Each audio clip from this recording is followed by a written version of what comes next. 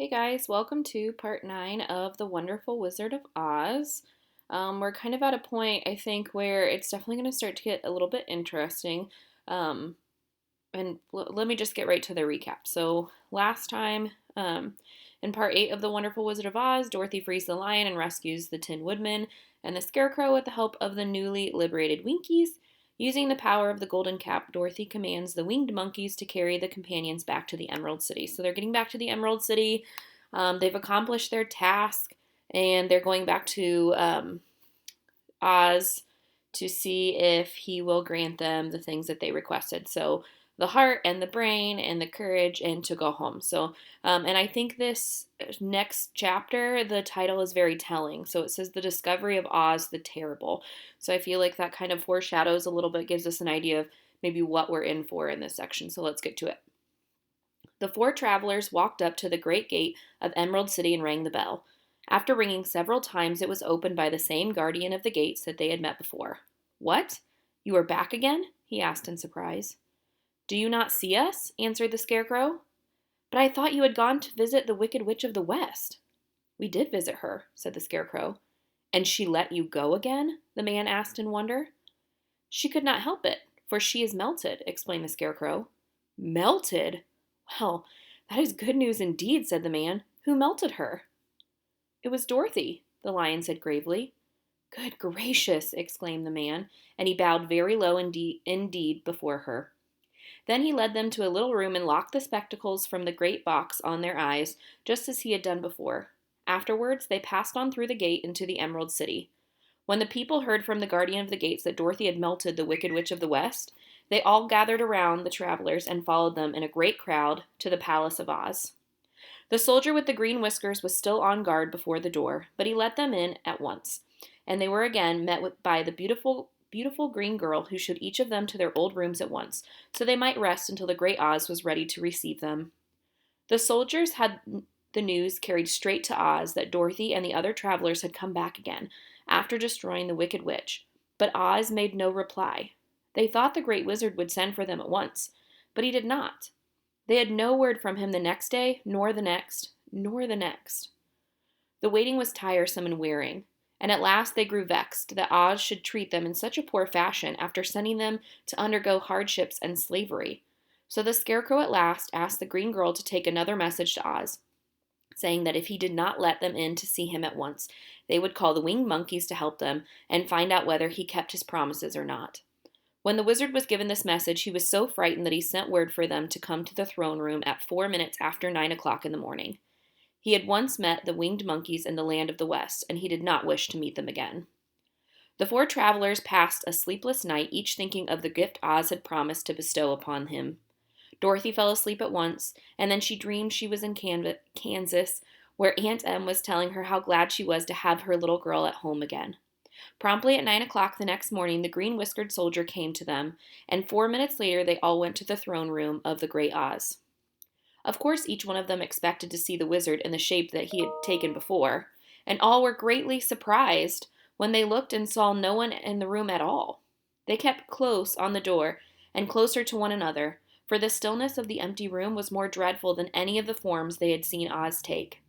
Presently, they heard a solemn voice that seemed to come from somewhere near the top of the great dome, and it said, I am Oz, the great and terrible. Why do you seek me? They looked around again in every part of the room, and then, seeing no one, Dorothy asked, Where are you? I am everywhere, answered the voice. But to the eyes of common mortals, I am invisible. I will now seat myself upon the throne, that you may converse with me. Indeed, the voice seemed to just then come straight from the throne itself. So they walked towards it and stood in a row while Dorothy said, We have come to claim our prize, O Oz. What promise? You promised to send me back to Kansas when the Wicked Witch was destroyed, said the girl. And you promised to give me brains, said the Scarecrow. And you promised to give me a heart, said the Tin Woodman. And you promised to give me courage, said the Cowardly Lion. Is the Wicked Witch really destroyed? Asked the voice. And Dorothy thought it trembled a little. Yes, she answered. I melted her with a bucket of water. Dear me, said the voice, how sudden. Well, come to me come to me tomorrow, for I must have time to think it over." "You've had plenty of time already," said the Tin Woodman angrily. "We shan't wait another day longer," said the Scarecrow. "You must keep your promises to us," exclaimed Dorothy. The lion thought it might be well to frighten the wizard, so he gave a large, loud roar, which was so fierce and dreadful that Toto jumped away from him in alarm and tipped over the screen that stood in the corner. As it fell with a crash, they looked that way, and the next moment all of them were filled with wonder, for they saw, standing in just the spot the screen had hidden, a little old man with a bald head and wrinkled face, who seemed to be as much surprised as they were. The Tin Woodman, raising his axe, rushed towards the little man and cried out, "Who are you?" "I am Oz, the Great and Terrible," said the little man in a trembling voice.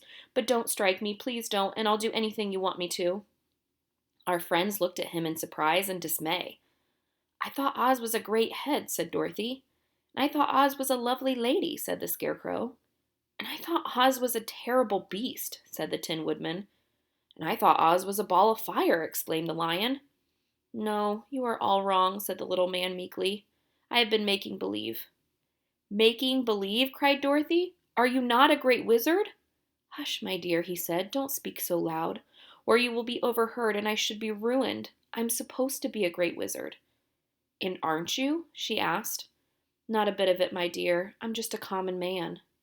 "You're more than that," said the Scarecrow in a grieved tone. "You're a humbug." "Exactly so," declared the little man, rubbing his hands together as if pleased with himself. "I am a humbug." "But this is terrible," said the Tin Woodman. "How shall I ever get my heart?" "Or my courage?" asked the Lion. "Or my brains?" wailed the Scarecrow, wiping tears from his eyes with his coat sleeve. "My dear friend," said Oz, "I pray you not to speak of these little things. Think of me and the terrible trouble I'm in being found out." "Doesn't anyone else know you're a humbug?" asked Dorothy. "No one knows it but you four, and myself," replied Oz. "I have fooled everyone for so long I thought I should never be found out. It was a great mistake my ever letting you into the throne room. Usually I will not even see my subjects, and so they believe I am something terrible." "But I don't understand," said Dorothy in bewilderment. "How was it you appeared to me as a great head?" "That was one of my tricks," answered Oz. "Step this way, please, and I will tell you all about it." He led them to a small chamber in the rear of the throne room, and they all followed him. He pointed to one corner in which lay the great head, made of many thicknesses of paper, with the carefully painted face. "This I hung from the ceiling by a wire," said Oz. "I stood behind the screen and pulled the thread to make the eyes move and the mouth open." "How about the voice?" she inquired. "Oh, I'm a ventriloquist," said the little man. "I can throw the sound of my voice wherever I wish, so that you thought it was coming out of the head. Here are other things I used to deceive you." He showed the Scarecrow the dress and the mask he had worn when he seemed to be a lovely lady, and the Tin Woodman saw that his terrible beast was nothing but a lot of skins sewn together, with slats to keep their sides out. As for the ball of fire, the false wizard had hung that also from the ceiling. It was really a ball of cotton, but when oil was poured upon it, the ball burned fiercely. "Really," said the Scarecrow, "you ought to be ashamed of yourself for being such a humbug." "I am. Certainly I am," answered the little man sorrowfully. "But it was the only thing I could do. Sit down, please. There are plenty of chairs, and I will tell you my story." So they sat down and listened while he told the following tale. "I was born in Omaha." "Why, that isn't very far from Kansas," cried Dorothy. "No, but it's farther from here," he said, shaking his head at her sadly. "When I grew up, I became a ventriloquist, and at that I was very well trained by a great master. I can imitate any kind of bird or beast." Here he mewed so like a kitten that Toto pricked his ears up and looked everywhere to see where she was. "After a time," continued Oz, "I tired of that and became a balloonist." "What is that?" asked Dorothy. "A man who goes up in a balloon on circus days, as to draw a crowd of people together and get them to pay to see the circus," he explained. "Oh," she said, "I know." "Well, one day I went up in a balloon and the ropes got twisted so that I couldn't come down again. It went way up above the clouds so far that a current of air struck it and carried it for many, many miles away. For a day and night, oops, sorry guys. For a day and night I traveled through the air, and on the morning of the second day I awoke and found a balloon floating over a strange and beautiful country. It came down gradually, and I was not hurt a bit. But I found myself in the midst of a strange people who, seeing me come from the clouds, thought I was a great wizard. Of course, I let them think so because they were afraid of me and promised to do anything I wished them to. Just to amuse myself and keep the good people busy, I ordered them to build this city and my palace, and they did all willingly and well. Then, as the country was so green and beautiful, I would call it the Emerald City. And to make the name fit better, I put green spectacles on all the people, so that everything they saw was green. But isn't everything here green? Asked Dorothy. No more than any other city, replied Oz. But when you wear green spectacles, why, of course, everything you see looks green to you. The Emerald City was built a great many years ago, for I was a young man when the balloon brought me here, and I am a very old man now. But my people have worn green glasses at their eyes for so long that most of them think it really is an Emerald City. It certainly is a beautiful place, abounding in jewels and precious metals and every good thing that is needed to make one happy. I have been good to the people, and they like me, but ever since this palace was built, I have shut myself up and would not see any of them. One of my greatest fears was the witches. For a while I had no magical powers at all, and I soon found out the witches were really able to do wonderful things. There were 4 of them in this country, and they ruled the people who live in the north and south and east and west. Fortunately, the witches of the north and south were good, and I knew they would not harm me, but the witches of the east and the west were terribly wicked. And had they not thought that I was a powerful wizard than them themselves, they would surely have destroyed me. And it was. I lived in deadly fear of them for many years, so you can imagine how pleased I was when I heard your house had fallen on the Wicked Witch of the East. When you came to me, I was willing to promise anything if you would only do away with the other witch. But now that you have melted her, I am ashamed to say that I cannot keep my promises. I think you are a very bad man, said Dorothy. Oh, no, my dear, I really am a very good man. But I'm a very bad wizard, I must admit. Can you give me brains? Asked the Scarecrow. You don't need them. You are learning something every day. A baby has brains, but it doesn't know much. Experience is the only thing that brings knowledge, and the longer you are on this earth, the more experience you are sure to get. That may all be true, said the Scarecrow, but I shall be very unhappy unless you give me brains. The false wizard looked at him carefully. Well, he said with a sigh, I am not much of a magician, as I said, but if you will come with me tomorrow morning, I will stuff your head with brains. I cannot tell you how to use them, however, you must find out for yourself. Oh, thank you, cried the Scarecrow. I'll find a way to use them, never fear. But how about my courage? Asked the Lion anxiously. You have plenty of courage, I am sure, answered Oz. All you need is confidence in yourself. There is no living thing that is not afraid when it faces danger. The true courage is in facing danger when you are afraid, and that kind of courage you have plenty. Perhaps I have, but I'm scared just the same, said the Lion. I shall really be very unhappy unless you give me the sort of courage that makes one forget he is afraid. Very well. I will give you that sort of courage tomorrow, replied Oz. How about my heart? Said the Tin Woodman. Why, as for that, answered Oz, I think you are wrong to want a heart. It makes most people unhappy. If you only knew it, you are in luck not to have a heart. That must be a matter of opinion, said the Tin Woodman. For my part, I will bear all the unhappiness without a murmur if you would give me a heart. Very well, answered Oz meekly. Come to me tomorrow and you shall have a heart. I have played wizard for so many years that I may well continue this part a little longer. And now, said Dorothy, how am I to get back to Kansas? We shall have to think about that, replied the little man. Give me 2 or 3 days to consider the matter, and I'll try to find a way to carry you over the desert. In the meantime, you shall all be treated as my guest, and while you live in my palace, my people will wait upon you and obey your slightest wish. There is only one thing I ask in return for my help. Such as it is, you must keep my secret and tell no one I am a humbug. They agreed to say nothing of what they had learned and went back to their rooms in high spirits. Even Dorothy had hope that the great and terrible humbug, as she called him, would find a way to send her back to Kansas, and if he did, she was willing to forgive him for everything. Chapter 16. The Magic Art of the Great Humbug. Next morning the Scarecrow said to his friends, Congratulate me. I am going to Oz to get my brains at last, and when I return I shall be as other men are. I have always liked you as you were, said Dorothy simply. It is kind of you to like a scarecrow, he replied, but surely you will think more of me when you hear the splendid thoughts my new brain is going to turn out. Then he said goodbye to them in a cheerful voice and went to the throne room, where he rapped upon the door. Come in, said Oz. The Scarecrow went in and found a little man sitting by the window, engaging in deep thought. I have come for my brains, remarked the Scarecrow a little uneasily. Oh, yes. Sit down in that chair, please, replied Oz. You must excuse me for taking your head off, but I shall have to do it in order to put brains in their proper place. That's all right, said the Scarecrow. You are quite welcome to take my head off as long as you will be a better one when you put it back on. So the wizard unfastened his head and emptied out the straw. Then he entered back into the back room and took a measure of bran, which he mixed with great many pins and needles. Having shaken them together thoroughly, he filled the top of the Scarecrow's head with the mixture and stuffed the rest of the space with straw to hold it in place. When he had fastened the Scarecrow's head on his body again, he said to him, Hereafter you will be a great man, for I have given you a lot of brand new brains.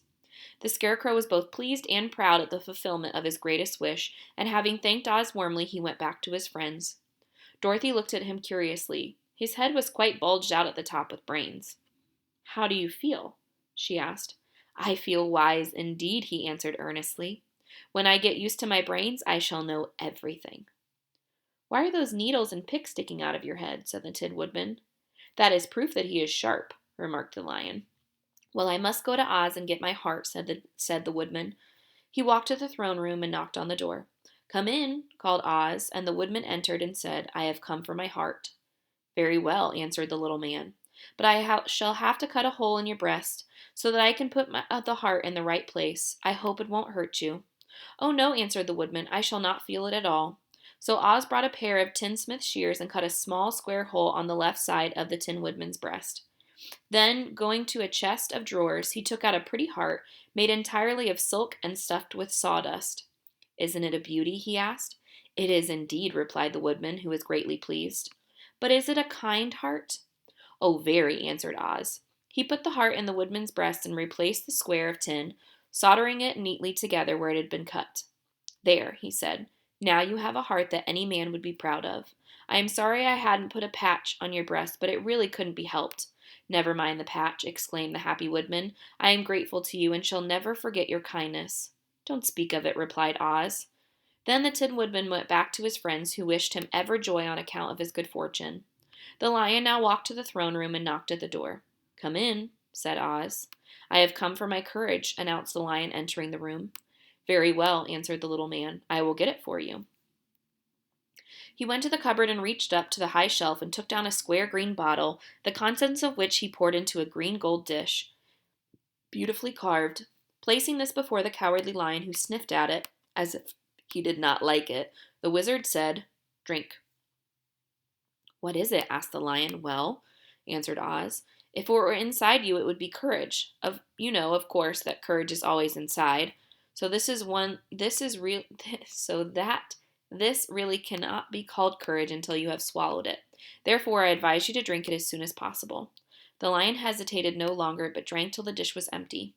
How do you feel? Asked Oz. Full of courage, replied the Lion, who went joyfully back to his friends to tell them of his good fortune. Oz, left to himself, smiled to think of his success in giving the Scarecrow and the Tin Woodman and the Lion exactly what they had thought they wanted. How can I help being a humbug, he said, when all these people make me do things that everybody knows can't be done? It was easy to make the Scarecrow and the Lion and the Woodman happy, because they imagined I could do anything. But it will take more than imagination to carry Dorothy back to Kansas, and I'm sure I don't know how it can be done. So I feel like this was definitely an interesting part of the book. I also feel like this part of the book is probably the closest to the movie that we've gotten so far. It's pretty similar to the scene in the movie, and actually at the end of this module I've got a little video from the Wizard of Oz movie that shows them discovering the wizard, and then there'll also be a video that shows him actually giving them the things that they need. Unfortunately, we've kind of left on a cliffhanger that, he figured out a way to help the Lion and the Tin Man and the Scarecrow, but he's not sure what he's going to do for Dorothy. So definitely stay tuned for that tomorrow. Hopefully we'll find out what happens to Dorothy, And good luck today. Today, you're going to be focusing on using text evidence to answer questions from the story. So please make sure that you have the story pulled up once you're answering the questions in the next part of the module. Good luck.